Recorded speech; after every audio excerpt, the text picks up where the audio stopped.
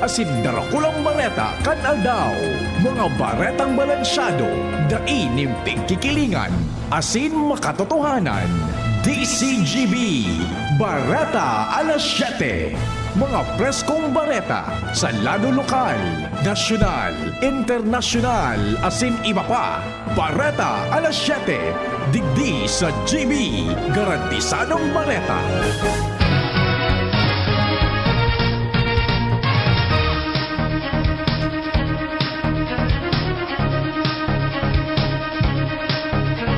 Maray na aga mga tugang uya po ang mga bareta ngunya na Lunes.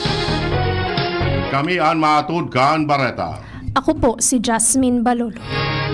Ako man po si Edwin Teralta. Enot sa headlines kan mga bareta.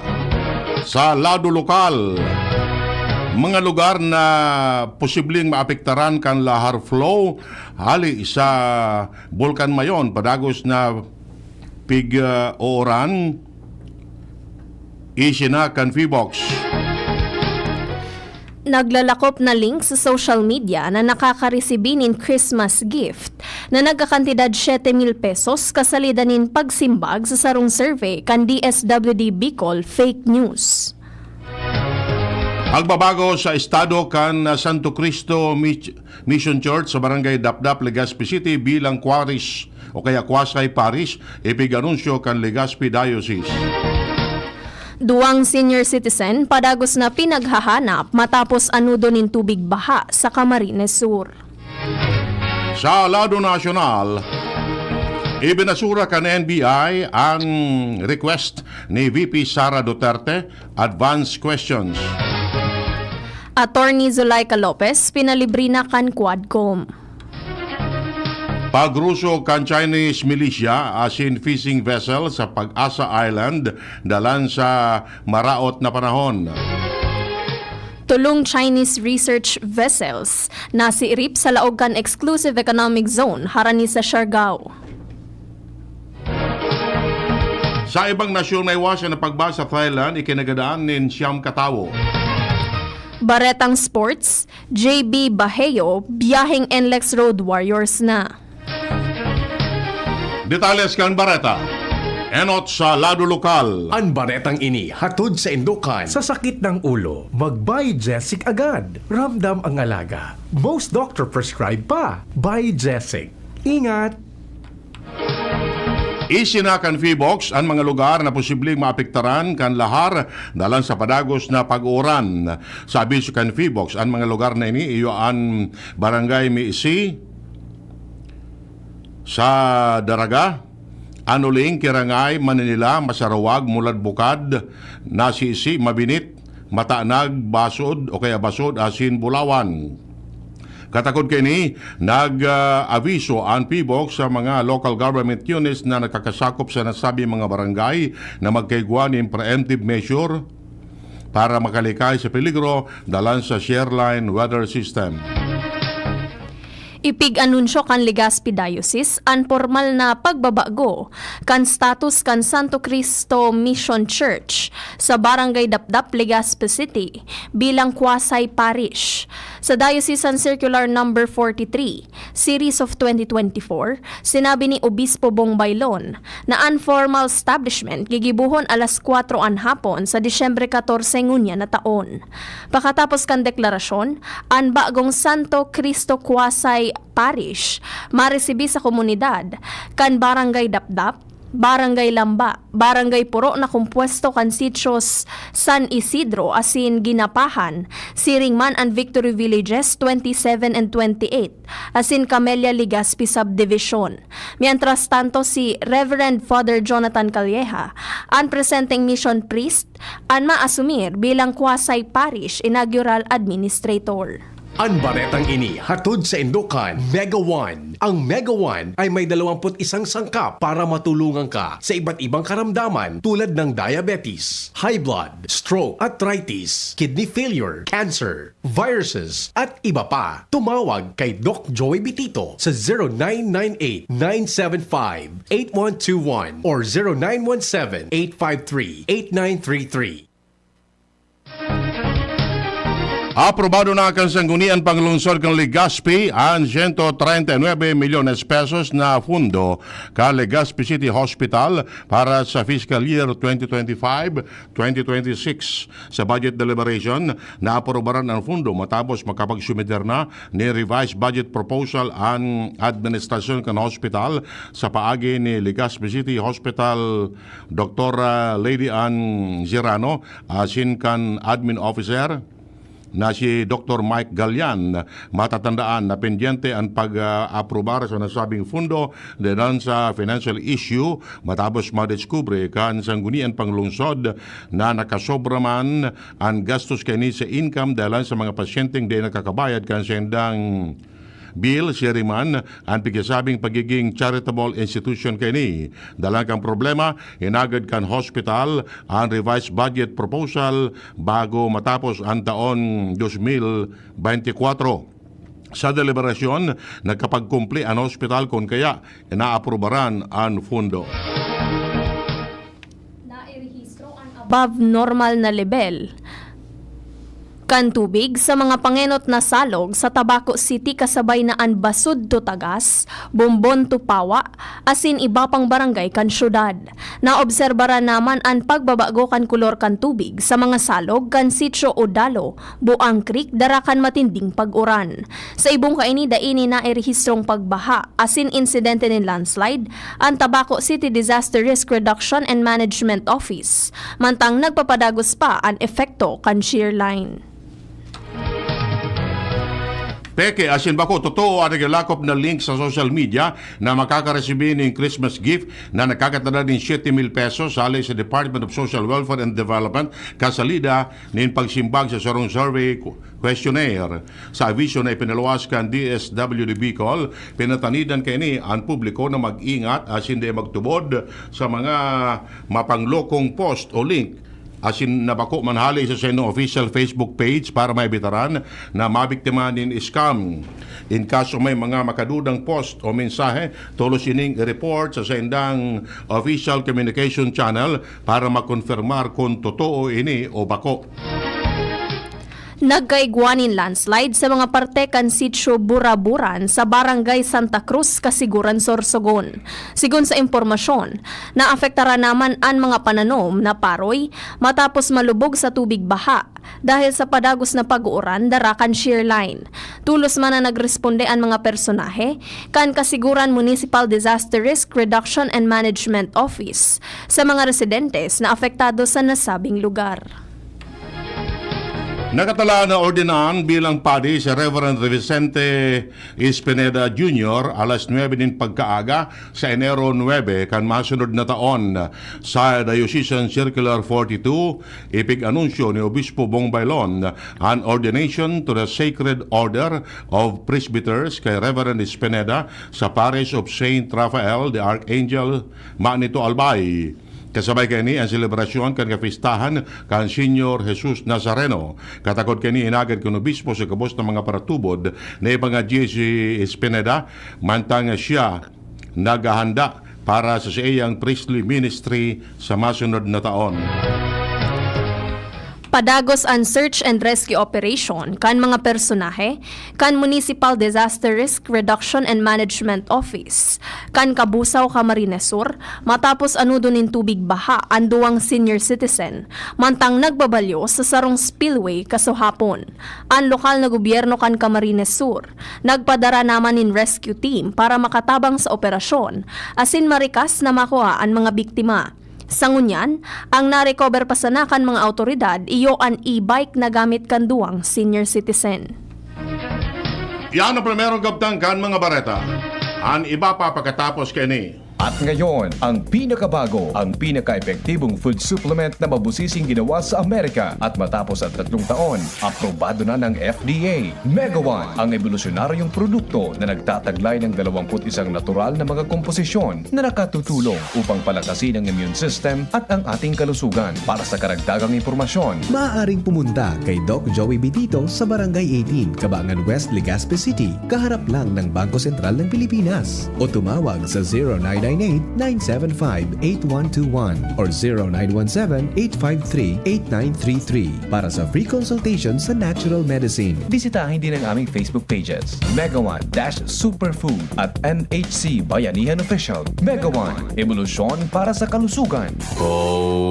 Makulugan pa yokom. Greg, may work pa. I-Biogesic mo na yan. Bulong tulos? Baad igong side effects? Iba ang Biogesic. Most doctor-prescribed brand sa sakit ng ulo at lagnat. Aba, maingat mananggad. Jody Santa Maria po. Sa sakit ng ulo o lagnat, Biogesic agad. Alagang Unilab yan. Paracetamol is a generic name of Biogesic. If symptoms persist, consult your doctor. Birit na sana kaso parang may gumagasgas. Ganyan ang ubong may plemang mahirap ilabas. Mag-Plemex Forte Syrup. Gawa sa natural na lagundi. Tinutunaw ang plema. Pinipigil ang ubo. Ramdam ang hagod ng ginhawa. Sing your heart out. Basta lagundi, Plemex. Mabibili ang Plemex Forte Syrup 60ml at 120ml sa mga pangunahing butika nationwide. Vitex Nagundo L is a generic name of Plemex Forte. If symptoms persist, consult your doctor. Thank you Kong Joey Salceda. Habang sa agrikultura, turismo, infrastruktura, financial tabang medical. Thank you Kong Joey Salceda. Buhay natin mas sumasaya pag si Joey ang kaiba. Daig natin ang pangangamba. Kong Joey Salceda, highest rating approval. Ang sa tuyang congressman, albayahit ang atang lahat. Kong Joey Salceda, albay ahead ang at lahat, oh. Albay ahead ang at lahat, oh. Kong Joey Salceda. High blood, hypertension, alta presyon, at kung ano-ano pa. Iba't iba man ang tawag, ito ay kayang-kayang makontrol sa tulong ng trio kontra sa anumang sakit. Regular na ehersisyo, tamang nutrisyon, at say no to bisyo. Regular din na kumonsulta sa ating primary care providers para malaman ang angkop na gamutan depende sa inyong risk factors. Para iwas alta presyon, tamang nutrisyon, ehersisyo, at medikasyon ang solusyon. Isang paalala mula sa inyong DOH Bicol Center for Health Development.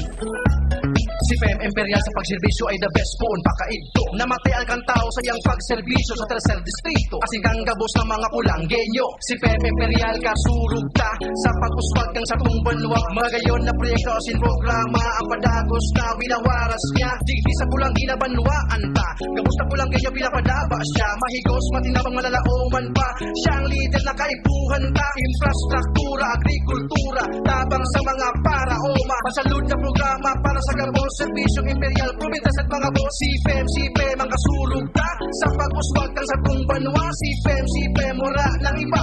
Serbisyong imperial, malalauman ta. Si Fem Imperial na patagos ang pagserbi sa banwa kang kulangi. Serbisyong imperial, termina niya tong malalaoma. Si Fem Imperial na pagdabaan kulangi. Te, pabili po ng 2 Nor Chicken Cubes. O eto, Ha? Isa lang po to ah. doble yan! Ang Nor Cubes ay may doble-doble. Nor Cubes doble. 2 for 10 lang yan. Sulit na sulit. Mapapaulit. Nor Cubes doble pack. Ang sarap-sarap ng doble-doble with Nor Cubes Doble Pack. 2 cubes for 10 pesos SRP lang. Also available in pork. Promo lasts from January 2, 2024 to January 1, 2025 per DOH FDA CRR permit number 1589 series of 2023. Pack na pa! Nor Cubes. May double pack na. 2 cubes for 10 pesos SRP lang. Available in chicken and pork. Bili na sa suking tindahan. Mga padaba kong kay Manwa, ini po ang sendong servidor, City Councilor, Manny Kulaway Ribaya, Canligao City. Agum ko po si Board Member Dr. Eva Lopez Ribaya, Antad Sidiri, kan St. Stephen Optical Clinic, Ribaya Optical Clinic, asin ang Pudtok Bulaluhan sa Kalsada, Ligao City. Ngunya na Pasko, ini ang panahon kan sa tuyang pagserebrar sa kamundagan ni Niño Jesus sa sabsaban. Ipamati ta asin ipailing ang banal na kahulugan asin espiritu kang Pasko. Importante ang pagtarabangan asin pagkasararo sa pagpamibi para sa luway-luway na pagbangon gikan sa perwisyo na dulot kan kalamidad. Sa Giraray, ini po ang sa indong servidor, Ligaw City Councilor Manny Kulaway Ribaya, Board Member ng Sigma Lambda Pi, 3rd District of Albay. Kasabay ang sakuyang buong pamilya, asinagom na si Doktora Eva Lopez Ribaya, minapaabot ning magayang-gayang Pasko asin progresibong bagong taon sa Indogabos. At bukas ay araw ng Pasko. Mga angkol, nataday ka pa nagbabuhat sa igdaan. Sobra sa uti, sobra sa inuman, sobra sa karaunan. Nako, sa edad ta, pag-arog kayan ang lifestyle, sobrang maluya ang immune system. Baad maging hirilangon. Ang kaipuan ta mga angkol, so daily supplement na kayang tabangan magpakusog nin immune health. Mag-Immune Pro Oral daw. Pag-abot sa Immune Health, ini ang Pro. Tan Immune Pro sana, ang pigamitan in Zinc Plus Technology. Tabang para bilog ang makukuamong proteksyon with proper diet and exercise. Okay ang Immune Health kontra sa helang. Kaya, oral daw, magtiwala sa Pro. Immune Pro. Siyempre, sabayan ng proper diet asin exercise. Ascorbic acid plus zinc is the generic name of Immune Pro. Asin pag-igwang na mamatean, consult your doctor tulos. DCGB Barreta alas 7. Barreta alas 7.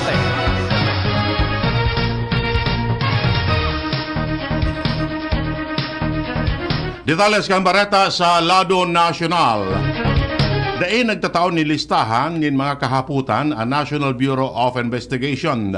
Ini ang kasimbagan mismo ni NBI Director Jaime Santiago sa kahagadan ni Vice Presidente Sara Duterte sa tahaw kan pigahanda na investigasyon. May kinaraman sa pahay kay ni na panggagadan kontra kay Presidente Bongbong Marcos. Sigung kay Santiago, dahin hindi itatao ang pigahagan ni Duterte na advance questions. Kibanan sana sa aramon kay NBI ang may kinaraman sa tao na sinabi niyang kinontrata niya para ganoon ang presidente kung magtriumpo ang sarong plano kontra sa siya. Si Riman, ang pigisabi niyang patakot sa siyang buhay. Nakatala na magampang si Duterte sa NBI. Tanganing tawan ni Linaw ang sa iyang pahayag na sinugo niya o may sinugo siya na igadanon si Marcos, pati na si Primera Dama Liza Araneta Marcos, si Riman House Speaker Ferdinand Martin Romualdez kung siya mismo ang magadan. Tinugutan na makalibre kan House Committee on Good Government and Public Accountability si Office of the Vice President Chief of Staff, Attorney Zulaika Lopez. Inisusugman sa ipinaluwas na release order kan nasabing komite kung sa intutugutan ng makalibre si Attorney Lopez matapos ining ipairarom sa medical examination. Si Attorney Lopez presenteng naka-admit sa Veterans Memorial Medical Center dahil sa namamatayan kaining acute stress disorder. Napag-araman na Nobyembre 20, inaprobaran kan komite na makulungan OVP official matapos kaining magsurat sa Commission on Audit na dai makipagtabangan sa Kamara may kinaaraman sa investigasyon kan confidential fund na ginastos kan Vice Presidente. Barata hali sa ibang nasyon. Siyam katawan gadaan sa nangyari may wasan ng pagbaha sa Thailand kung saan 553,921 harong ang napiktaran mantang 13,000 katawo man ang sapiritan na ibakwar. Sigun sa mga otoridad, 8 probinsya napiktado ka nasabing may wasan ng pagbaha kung saan sinugo na ang iba-ibang ahensya duman para sa tulos na ayuda na kinakaipuan kan mga residenteng napiktaran kan pagbaha. Miyembres na duwang hospital harani sa Patani ang sinuspindir ang operasyon dalan sa pagbaha kay ni o paghahanda kay ni sa baha tanganing maiwasan ang maraot na sa indang mga medical facilities. Sigun sa Meteorological Department kan Thailand na matian han habagat dalan sa climate change asin inabisuhan man ang mga residentes na mantenidong alerto sa pagiging epekto o sa magiging epekto kan makusog na pag-uuran na madura sa good pa sa masunod na semana. Sinugo naman ni Thai Prime Minister Pait Trong Tarn Shinawatra ang mga otoridad kini sa tulos na aksyon asin pagtabang para sa gabos na napiktaran kan maiwasan na pagbaha. Baretang Sports, kinuha kan NLEX Road Warrior si JB Bahio. Pinirmahan kan team ang 6'5 forward na nagpakusog sa front court kan Road Warriors sa nagpapadagos na 2024 to 2025 PBA Commissioner's Cup. Kaibahan ng unya ni Bahio sa lineup kan NLEX an sa iyang kapwa dating San Beda standouts na si Robert Bolick asin Javi Mocon. Sinabi ni Bahio na sobrang blessed talaga kaya ready na siyang ibuhos ang gabos para sa NLEX. Ultimo sa detalles kang baretan kamugtakan kan panahon na sa linya ang pag-asa. Para po sa tuyang weather update, ngunyan na Lunes, padagos na nakaka-apekto ang shoreline sa Southern Luzon, samantalang Northeast Monsoon ang nakaka-apekto man sa ibang parte kang Luzon. Ang Kabikulan, ilalauman pamanan, mapanganoro na kalangitan na may mga kalat-kalat na mga paguran asin mga pulo-pulong pag-ikilat pagdaguldol. Katamtaman man hanggang sa makusog na duros na hali sa norteng sirangan na mamamatian na may katamtaman hanggang sa maalon na kadagatan. Ang tinatay agwat kan temperatura ngunya na maghapon puon 24 hanggang 32 antas kang Celsius. Ang saldang masirang ngunya na alas 5:52 nin aga asin masulno pa siya na alas 5:17 nin hapon. Alipurigi sa DOST Pag-asa, Ariel Samodjo. Yan mga tugang nga detalles kan mga barata ngunyan na Lunes.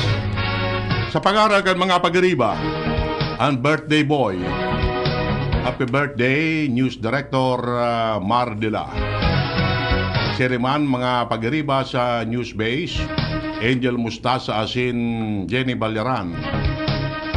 Sa laro technical, si June Napoles asin Siriman Pag-asa. Kami ang nagatudkan Bareta.